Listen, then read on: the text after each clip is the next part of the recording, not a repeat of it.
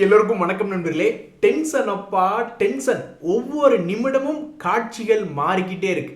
இந்த ஈரான் அமெரிக்காவினுடைய போர்ல கண்ணா பின்னான்னு மாத்தி மாத்தி பண்றாங்க. முதல்ல என்னன்றாங்க, டீல் வருதுன்றாங்க, அப்புறம் அட்டாக் பண்றாங்க, அப்புறம் மறுபடியும் டீல் வருதுன்றாங்க.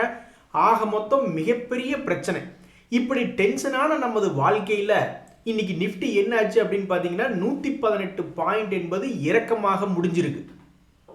இந்த சமயத்தில் க்ரூட் ஆயில் சமீபத்தில் ஒரு 10% மேலே இறங்கி வந்துட்டு இருந்தது, நம்மளுக்கு ரொம்ப உதவியாக இருந்தது. இப்போ என்னடான்னா மறுபடியும் இப்போ இவங்க பண்ணி கொண்டிருக்கக்கூடிய கூத்துல மறுபடியும் க்ரூட் ஆயில் என்பது திரும்பி மேல் நோக்கி ஏறும் விதமாக இருக்கு. ஸோ நம்மளுக்கு க்ரூட் ஆயில் ஒன்று தான் கொஞ்சம் உதவியாக இருந்தது. அவன் என்னடான்னா தொடர்ந்து சரிவடைஞ்சிட்டே வந்துட்டு இருந்து இன்னைக்கு கொஞ்சம் மேல் நோக்கி ஏறக்கு ஆரம்பிச்சிட்டான். அப்போ மறுபடியும் எனர்ஜி ஸ்டாக்குகளே மறுபடியும் ஃபோக்கஸில் வந்திருக்கு.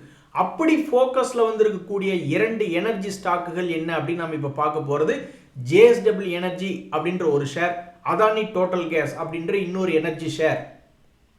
இந்த ஹிண்டன்பர்க் பிரச்சனையின் போது இந்த பங்கு 4500 ரூபாய்களில் இருந்து வீழ்ச்சி அடைஞ்சு வெறும் 800 ரூபாய்க்கெல்லாம் போயிட்டான். அது எப்பன்னா 2023 சமயங்களில் நம்ம நிறைய பேர் லைவ்ல பார்த்துக்கிட்டு இருந்திருப்போம்.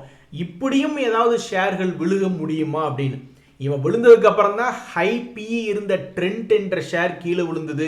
அது மாதிரி ஏகப்பட்ட ஏஷியன் பெயிண்ட்ஸுமே கூட கொஞ்சம் சரிவடைஞ்சது. ஸோ ஹை பிஇ ஸ்டாக்ஸுக்குள் கூட இறங்கும் அப்படின்றதுக்கு முதல்ல ஆரம்பித்து வச்சது இந்த அதானி எனர்ஜி சொல்யூஷன் தான். ஸோ அப்படி அந்த ஹிண்டன்பர்க் ரிசல்ட் பிரச்சனைக்கு அப்புறம் உங்களுக்கு பெரிதாக கீழே இறங்கிவிட்ட இந்த அதானி எனர்ஜி சொல்யூஷன்ஸ் ஒரே ஒரு வேலையை மட்டும் செஞ்சுக்கிட்டு இருந்தான். என்ன அப்படின்னு பார்த்தீங்கன்னா 2023 தன்னுடைய விலையை ஸ்திரத்தன்மையாக ஒரே இடத்துல நிறுத்தி வைத்து விட்டது. இப்போ அடிச்சது பாருங்க யோகம் அப்படின்ட்டு. சமீபத்தில் வந்திருந்த அந்த ஈரான் வார் போர் விஷயம் அப்படின்றது அந்த பிப்ரவரி மாதத்தில் இதுக்கு உதவ ஆரம்பிச்சது. 900 ரூபீஸ்லேருந்து ஆரம்பித்து இப்போ 1463 அப்படின்னு விழுந்திருக்கு. இது எதை குறிக்குது அப்படின்னா 3 வருடமாக இல்லாத ஒரு நிகழ்வு என்பது இந்த ஷேரில் நடந்திருக்கு. அதாவது தன்னுடைய 3 வருட உச்சியை தாண்டி இருக்கக்கூடிய இந்த ஷேர் இனி தொடர்ந்து மேல் நோக்கி ஏறுமா அல்லது அப்படியே கீழே விழுந்துருமா அப்படின்றது யாருக்கும் தெரியாது. பட் 3 வருடத்தினுடைய உச்சையை தாண்டி இருக்கக்கூடிய ஒரு ஷேராக இந்த அதானி எனர்ஜி சொல்யூஷன்ஸ் அப்படின்றது வந்திருக்கு. அதே மாதிரி இந்த JSW எனர்ஜியுமே ஒரு முன்னணி எனர்ஜி ஷேர் தான். அது எவ்வளவு வேல்யூவேஷன் அப்படி இப்படின்றதெல்லாம் நம்ம மார்க்கெட்டில் பார்க்கவே இல்லை. நம்ம மார்க்கெட்டில் தொடர்ந்து அதை கொண்டு வந்து 800 ரூபாயில் நிறுத்தி வச்ச இந்த ஷேரை மறுபடியும் 50% 50% சீப்பாக டிஸ்கவுண்ட்டில் போய் நீ ட்ரேட் ஆகு அப்படின்னு சொல்லி கீழே இறக்கி விட்டுட்டாங்க. அதுக்கப்புறமே இந்த ஷேருமே பிப்ரவரி மாதம் வரைக்கும் ஒன்றும் பெருசாக மாற்றம் இல்லை, 450 ரேஞ்சிலே தான் சுற்றிக்கிட்டு இருந்தது.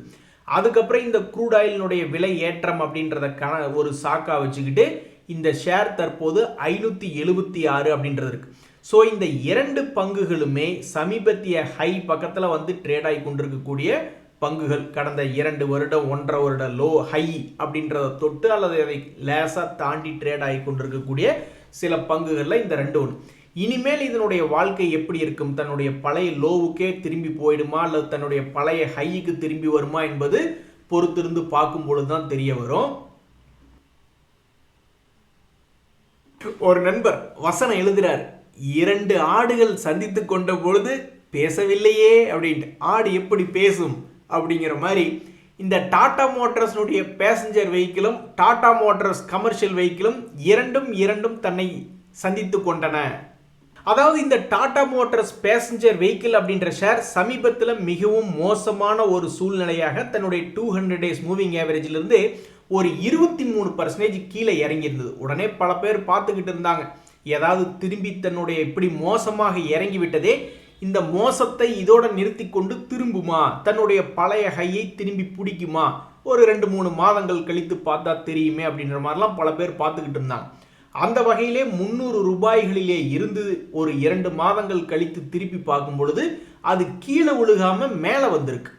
ஆனால் இப்படி வந்திருக்கக்கூடிய இந்த 385 ரூபாய் என்பது எதை குறிக்கிறது என்றால் இந்த டாடா மோட்டார்ஸ் கமர்ஷியல் வெஹிக்கிளும் 385 ரூபாய் அப்படின்னு வந்திருக்கு.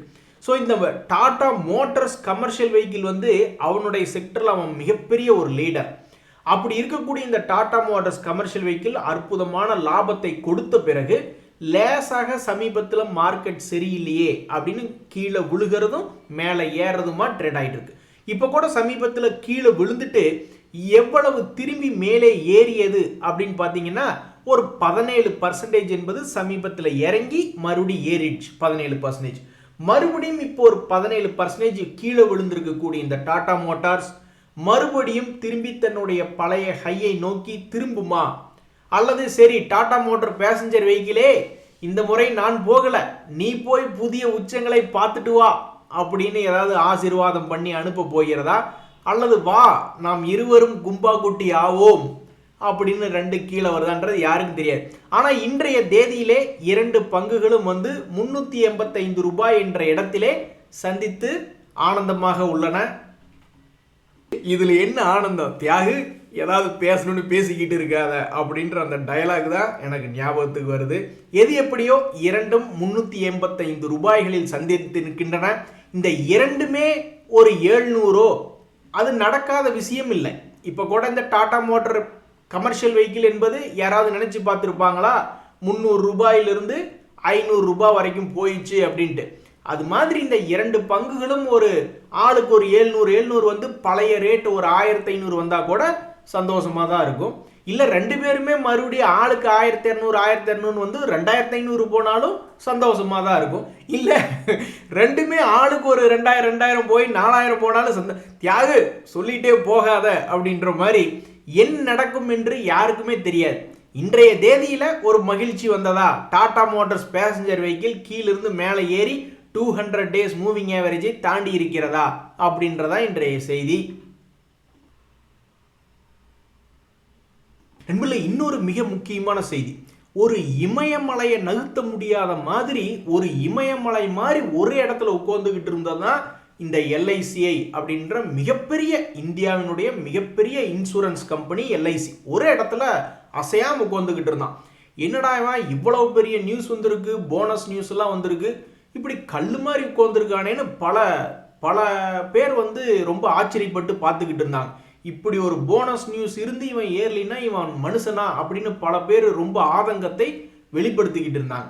ஆதங்கம் வேண்டாம், என்னுடைய பலத்தை பாருங்கள் அப்படின்னு இந்த எல்ஐசி ஷேர் நியூஸ் இருக்கக்கூடிய இந்த சமயத்தில் என்ன பண்ணியிருக்கு, தன்னிடம் போனஸ் தரப்போறாங்க அப்படின்ற நியூஸ்கள் இருக்கக்கூடிய இந்த சமயத்தில் மார்க்கெட்டும் மேல் நோக்கி ஏறி வந்த சமயத்தில் இது என்ன பண்ணியிருக்கு அப்படின்னு பார்த்தீங்கன்னா 700 ரூபாய்களிலிருந்து 840 வரைக்கும் போயிட்டு மறுபடியும் 750 வரைக்கும் வந்துட்டு அந்த போனஸ் நியூஸ் அப்படின்றத முதல்லயே வந்துடுச்சு. இருந்தாலும் அது மார்க்கெட்டில் ஒரு ஆக்டிவேஷன் ட்ரிகர் அப்படின்றது பண்ணல. பட் இருந்தாலும் அந்த போனஸ்னுடைய ரெக்கார்ட் டேட் அதனுடைய அறிவிப்பெல்லாம் வந்ததுக்கப்புறம் 3 நாளில் தன்னுடைய சாதனை காமிச்சுக்கிட்டான். ஒரு 770 ரூபாய்கள் 800 ரூபாய்களில் இருந்து இப்போ 850 ரூபா, பார்க்க போனால் 50 ரூபா தான். பர்சன்டேஜில் கணக்கு போட்டிங்கன்னா அது தற்போது 5 நாட்களில் ஏறி வந்தது வெறும் ஒரு 6% தான். இருந்தாலும் ஒரு இமய மலையே நகர்த்தின ஒரு சந்தோஷத்தில் அந்த ஷேர் ஹோல்டர்ஸ் இருக்காங்க. ஸோ மறுபடியும் 200 டேஸ் மூவிங் ஆவரேஜை வந்து தொட்ட ஷேர்கள் அப்படின்ற ஒரு நியூஸில் இந்த எல்ஐசி அப்படின்ற ஷேர் இருக்கு. ஸோ சமீபத்தில் மிகப்பெரிய ஒரு கிராஷ், அந்த கிராஷிலிருந்து எவ்வளவு தூரம் மேலே ஏறி வந்திருக்கு அப்படின்றத நீங்கள் மெஷர் பண்ணி பார்த்தா தான் தெரியும். ஆக மொத்தம் 20% தன்னுடைய லோவிலிருந்து தற்போது மேல் நோக்கி ஏறி. இதுக்கு என்ன காரணம்? நியூஸ், ரெண்டு நியூஸ். ஒன்று ஜென்ரல் மார்க்கெட்டே மேலே ஏறிச்சு, இன்னொன்று போனஸ் ரிலேட்டடான நியூஸ். ஐயா எனக்கு ஒரு நியூஸ் கொடுங்க ஐயா அப்படின்ற மாதிரி கீழே விழுந்து கிடக்கக்கூடிய பங்குகளில் இந்த கெய்ன்ஸ் டெக்னாலஜி அப்படின்றது ஒன்று. ஹலோ சாரு, நியூஸ் வந்து இங்கே நாங்கள் கொடுக்க முடியாது, நீங்கள் தான் கொடுக்கணும். நீங்கள் தான் ஆர்டர் கிடச்சிது, அல்லது அவங்க சொன்னாங்க இவங்க சொன்னாங்க, அல்லது Q1 ரிசல்ட்டுக்கு நாங்கள் இந்த மாதிரி எதிர்பார்த்துக்கிட்டு இருக்கோன்னு தொடர்ந்து ஏதாவது ஒரு செய்திகள் மேலே செய்திகள் நீங்கள் தான் கொடுத்துக்கிட்டு இருக்கணும் அப்படின்ற மாதிரி இந்த கெய்ன்ஸ் டெக்னாலஜி செய்த சாதனை என்ன? 2024 மிக அமோகமாக 2 முறை கீழே இறங்கி சம்பாரிச்சு கொடுத்து 2 முறை மேல் நோக்கி ஏறி சம்பாரிச்சு கொடுத்த ஷேர் தான் கெய்ன்ஸ் டெக்னாலஜி. இப்போ சமீபத்தில் ஒரு 3 மாசமா அதுக்கு உடம்பு சரியில்லை அப்படின்ற மாதிரி ஷேர் மார்க்கெட் டிமாண்ட் சரியில்லை அப்படின்ற மாதிரி தற்போது இறங்கி கிடக்கக்கூடிய ஒரு ஷேர்களில் இந்த கெய்ன்ஸ் டெக்னாலஜியும் இருக்கு. ஸோ இவன் ஏதாவது பிக்கப் ஆவானா? இதுக்கு முன்னாடி ஒஸ்ட் கேஸ் 2026 தன்னுடைய 200 டேஸ் மூவிங் ஆவரேஜிலிருந்து மோசமாக இறங்கினது 40% ஒரு முறை இறங்கிட்டான். அதுக்கப்புறம் இன்னொரு முறையும் 40% இறங்கிட்டான். ஆனால் முதல் முறை இறங்கினதுக்கப்புறம் பெருசாக ஏறல. பட் இரண்டாவது முறை இறங்கினப்ப தன்னுடைய பழைய லோவை உடைக்காதனால ஓரளவுக்கு ஏற்றம். இப்போ மறுபடியும் இந்த ஷேர் எவ்வளவு மோசமாக ட்ரேட் ஆகி கொண்டிருக்கிறது அப்படின்னு பார்த்தீங்கன்னா இப்போவும் ஒரு 34% கீழே இறங்கி ட்ரேட் ஆகிட்டு இருக்கு. ஸோ இவனுக்கு ஏதாவது வாழ்க்கையில் விடிவு காலம் வருமா, ஒரு ஆனந்தம் வருமா? பல்வேறு செக்டர்களில் ரொம்ப ஃபோக்கஸ்டான குரோத்தான செக்டர்களில் கால் பதித்துள்ள இந்த கெய்ன்ஸ் டெக்னாலஜி ஏதாவது ஒரு நியூஸ்களை வெளியிட்டு இந்த இடத்திலே ஏதாவது ஒரு மகிழ்ச்சிகரமான ஒரு சம்பவம் நடக்குமா அப்படின்னு தான் இந்த ஷேரை வச்சிருக்கிறவங்கலாம் பார்த்துக்கிட்டு இருக்காங்க. எல்ஐசி ஷேருக்கு நடந்துச்சு, அவன் கீழிருந்து 20% மேல் நோக்கி ஏறி வந்தான். ஆனால் அதில் போனஸ் அப்படின்ற ஷேர் வந்தங்காட்டி சும்மா நெருப்பு மாதிரி மேல் நோக்கி வந்துடுச்சு. இந்த கெய்ன்ஸ் டெக்னாலஜிக்கு ஏதாவது ஒரு நியூஸ் வராதா அப்படின்னு பல பேர் நியூஸ் தேடிக்கிட்டே இருக்காங்க. இந்த சமயத்தில் இந்த ஷேரினுடைய தகவல்கள் என்ன சொல்லுதுன்னா, அவங்க மே மாதம் 1243 அதாவது கடைசி Q4 குவார்ட்டரில் சேல்ஸ் என்பது இன்க்ரீஸ் பண்ணியிருக்காங்க. 91 கோடி லாபம் அப்படின்ற மாதிரி தான் தகவல்கள் வெளியிட்டிருக்காங்க. எஃப்ஐஎஸை பொறுத்த வரைக்கும் 7% ஹோல்டு பண்ணிக்கிட்டு இருக்காங்க. டிஐஎஸ் 15% என்பது ஹோல்டு பண்ணிக்கிட்டு இருக்காங்க. ஸோ இது ஒரு வாலட்டிலிட்டியான டெக்னிக்கல் ஸ்டாக்காக இருந்தாலும் பல்வேறு வேல்யூ இன்வெஸ்டர்ஸ் எல்லாம் நிறைய பேர் இன்னும் இந்த பங்கை நோக்கி வராமல் தான் இருப்பாங்க. ஏன் அப்படின்னா அவங்கள பொறுத்த வரைக்கும் இண்டஸ்ட்ரி பியோட ஸ்டாக் பி கம்மியாக வரணும்னு சொல்லுவாங்க.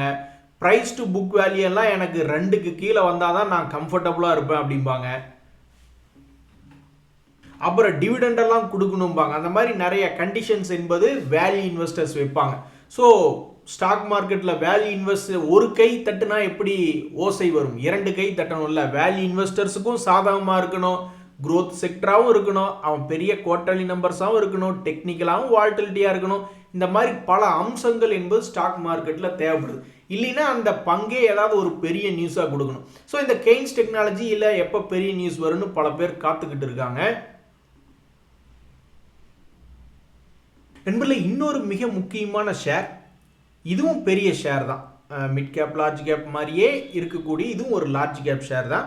ஸோ இதில் பார்த்தீங்கன்னா என்ன ஒரு செய்தின்னா, இந்த பிஎஃப்சியும் ஆர்இசியும் மெர்ஜர் ஆகுமா அப்படின்ற மாதிரியான ஒரு தகவல்கள் இப்போதைக்கு போய்கிட்டு இருக்கு. அதுக்குண்டான அப்ரூவல்ஸ் எல்லாம் எப்போ கிடைக்கும் அப்படின்னு போய்கிட்டு இருக்கல. நியூஸ் இருக்கக்கூடிய இந்த நேரத்தில் இந்த ஷேர் வந்து சமீபத்தில் ரொம்ப ஒஸ்ட் கேஸாக ஒரு 15% 2 days மூவிங் ஆவரேஜ்லேருந்து பெரிய அளவில் கிராஷ் ஆனால் அதுக்கப்புறம் ஒன்றும் பெருசாக கிராஷ் ஆகவே இல்லை. இப்போ கூட அந்த ஷேர் வந்து சமீபத்தில் 200 days மூவிங் ஆவரேஜுக்கு மேலே தான் ட்ரேட் ஆகிட்டு இருக்கு. ஸோ நியூஸ் இருக்கக்கூடிய ஒரு ஷேர்களில் இந்த பிஎஃப்சி அப்படின்ற ஷேர் சமீபத்தில் ஒரு 1 month லோ அப்படின்னு வந்து விழுந்திருக்கு. மறுபடியும் இதில் ட்ரெண்ட் ஏதாவது பிக்கப் ஆகுமா இல்லை என்ன ஆகும் அப்படின்னு பார்த்துட்டு இருக்காங்க. ஏற்கனவே இருக்கக்கூடிய அந்த மெர்ஜர் நியூஸில் இன்னொரு நியூஸ் என்ன சேருது அப்படின்னா, அடுத்த வாரத்தில் இந்த ஆர்பிஐனுடைய மானிட்டரி பாலிசி கமிட்டி மீட்டிங் இருக்குது. ஸோ அதில் ரேட்டு ஏற்றுறது இறக்கிறது எல்லாமே வந்து இதுவும் ஒரு ஃபைனான்ஸ் கம்பெனின்றதுனால இதுவும் நியூஸ் இருக்கக்கூடிய ஒரு ஸ்டாக்காக பார்க்கப்படுகிறது. தற்போது 1 month லோவில் வந்து விழுந்திருக்கு. இந்த இன்சூரன்ஸ் கம்பெனியில் பற்றி பேசும்பொழுது இன்னொரு ஷேர், இந்த கனரா ஹெச்எஸ்பிசி லைஃப் இன்சூரன்ஸ் அப்படின்ற ஷேர் கொடி பறக்குது அப்படின்ற மாதிரி இந்த ஷேர் வந்து தற்போதைக்கு இப்படி ஃப்ளாக் பேட்டர்ன் மாதிரி போயிட்டு இருக்கு. ஸோ ஸ்டாக் மார்க்கெட்டில் ஒரு ஃப்ளாக் மாதிரியே இருந்தால் அது ஃப்ளாக் பேட்டர்ன் அப்படிம்பாங்க. ஆனால் அதுக்கு எப்போ மரியாதை வரும்னா, அப்படியே ஒரு குறிப்பிட்ட ட்ரெண்டை கண்டினியூ பண்ணிட்டு என்னைக்காவது ஒரு நாள் அப்படியே ஒட்டச்சிட்டு செதறிட்டு போகணும், அப்படியே பெரிய அளவில் ஏறணும். 100 ரூபாயிலிருந்து 150 ரூபா வரைக்கும் வந்திருக்கான்னா அதை உடைக்கும் பொழுது 200-300 ரூபா போனால் தான் இந்த ஃப்ளாக் பேட்டர்னுக்கு ஒரு மரியாதை. அதுக்கு மரியாதை கொடுக்கக்கூடாது அப்படின்ற மாதிரியே ரொம்ப இந்த கொடி பறந்துக்கிட்டே இருக்கு. எப்போ தான் இந்த கொடி ஒன்றா இந்த கொடி கீழே விழுகணும், இல்லையா தொடர்ந்து பெரிய அளவில் உடச்சி மேலே வரணும் அப்படின்னு நிறைய பேர் பார்த்துக்கிட்டு இருக்காங்க.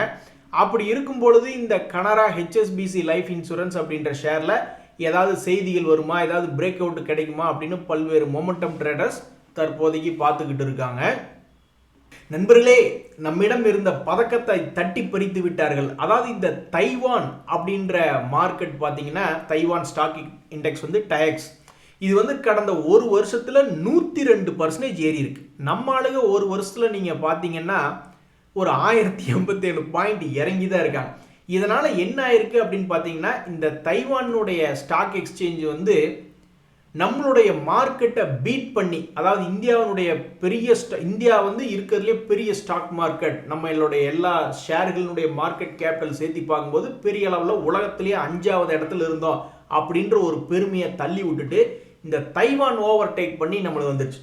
நம்மளுக்கு ஆப்போசிட்டாக இந்த தைவான் இருக்கான். இனிமேல் எனக்கு தைவான் நாட்டில் பொண்ணு கிடைச்சாலும் கட்ட மாட்டேன், என் வாரிசுகிட்டையும் சொல்லிடுறேன், நீ அங்கே பொண்ணு எடுக்கக்கூடாது, மாப்பிள்ளையும் கொடுக்கக்கூடாது அப்படின்ற மாதிரி நம்ம இடத்த தட்டி பறித்து விட்டது இந்த தைவான். என்னங்க நண்பர்களே, கடைசியில் பார்க்க போனால் வேதனையாக இருக்குது. அவனுக்கெல்லாம் 21,000 பாயிண்ட்டு அப்படி இப்படின்னு ப்ளஸில் ஆடிக்கிட்டு இருக்கானுங்க. நம்ம ஆளுங்க 100 பாயிண்ட் 500 பாயிண்ட் எடுக்கிறக்கே ஒன்றும் வழியை காணோம். இது என்ன, நம்ம மார்க்கெட் ஏதாவது உருப்பிடுமா? என்ன கன்றாவி இது?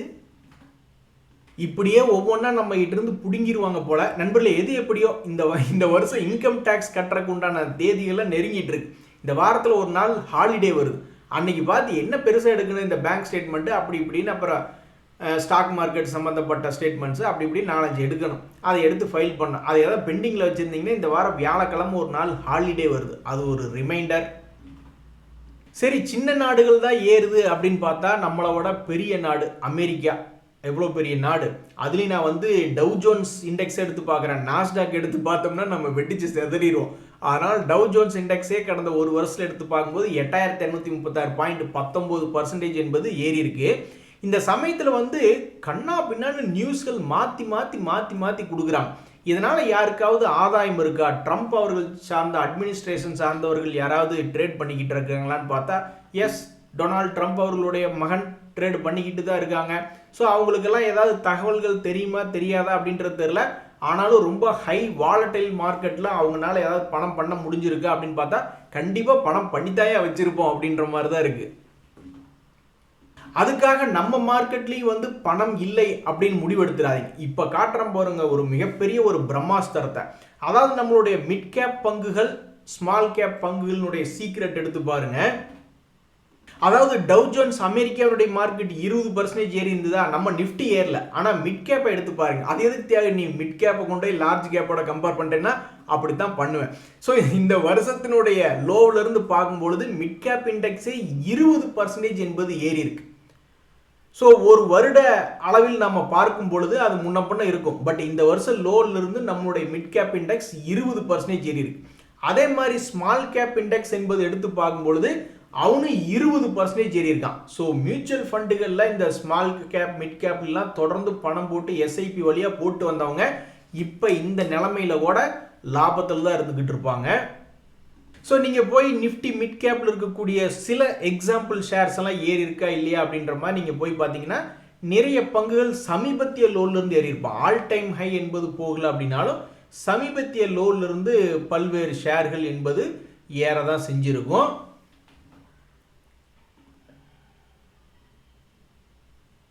நண்பர்களே, கடைசியாக வேறு என்ன தகவல்கள் ஸ்டாக் மார்க்கெட்டில் அப்படின்னு பார்த்தீங்கன்னா, இப்போ இந்த காட்டனுக்கு வந்து கவர்மெண்ட் வந்து இம்போர்ட் டியூட்டியை ஒருவேளை குறைப்பாங்களா இல்லையா அப்படின்ற இப்போ ஒரு டிஸ்கஷன் போய்கிட்டு இருக்கு. ஏன்னா காட்டனுடைய விலை ஏறிட்டதுனால ஒருவேளை இந்த மாதிரி ஏதாவது ஒரு தகவல் வருது அப்படின்னா எது போன்ற ஸ்டாக்குகள் நியூஸில் இருக்குது அப்படின்னா இந்த கேபிஆர் மில்லு, ட்ரைடன்ட்டு, அதுலேயும் இந்த ட்ரைடன்ட்லாம் டிவிடெண்ட் கொடுக்கக்கூடிய ஸ்டேர் தான். ஆனால் அவன் ஏற்கனவே கீழே விழுந்து கிடக்கிறான். இப்படி ஏதாவது ஒரு நல்ல நியூஸ் வராதா அப்படின்னு பல பேர் பார்த்துக்கிட்டு இருக்காங்க. இது போக வேற ஒரு மிகப்பெரிய ஒரு நியூஸ் அடுத்த வாரத்தில் என்ன இருக்குன்னா, banking stocks, auto stocks, real estate ஸ்டாக்ஸ்னு மொத்தம் நம்ம பொருளாதாரத்தையே அஃபெக்ட் பண்ண மாதிரியான ஒரு நியூஸ் என்னன்னா, ஆர்பிஐ என்ன செய்ய போகிறது. அவங்க சும்மா இருந்தாலும் நியூஸு, ரேட் அன்சேஞ்சுனாலும் அது ஒரு பெரிய நியூஸ் தான். அதே மாதிரி ரேட்டைக்கு இது ஏற்றுறாங்க அப்படின்னாலும் அது ஒரு மிகப்பெரிய ஒரு நியூஸ். ஸோ அடுத்த வாரத்தில் வாலட்டிலிட்டிக்கு தயாராயிருங்க. இந்த வாரத்தில் ஒரு நாள் லீவ், அதனால் அந்த லீவ்னால எப்படி உபயோகப்படுத்திக்கலாம் அப்படின்ற மாதிரி பிளான் பண்ணி பாருங்கள். இன்றைய தகவல் அனைத்து உங்களுக்கு உதயம் எனக்கு மகிழ்ச்சி. ரொம்ப நன்றி, வணக்கம்.